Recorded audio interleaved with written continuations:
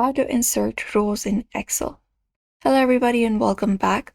In today's video, let's go step by step on how to do so and we can get started.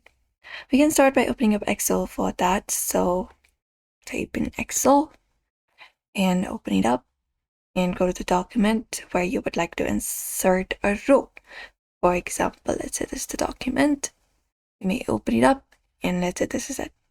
Now, if you want to go ahead and insert row, you can select up the row where you want the new row to appear. So you can just go over and click on the row, for example, number 5, and right above it, you would like to have a new row.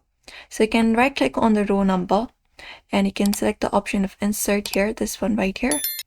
Let's just show you.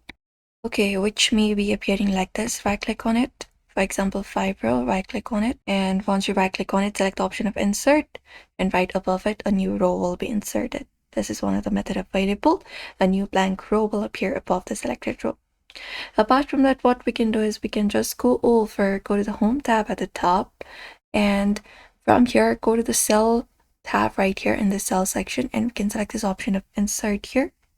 And here we can select the option of Insert Sheet Rows and select it, and it will also insert above the selected row. That is also possible.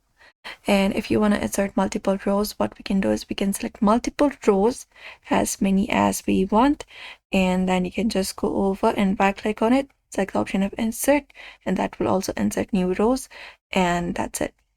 You may follow out this method if you'd like to insert rows in Excel. So we hope this video was helpful. Give this video a like and subscribe for more tips and tutorials.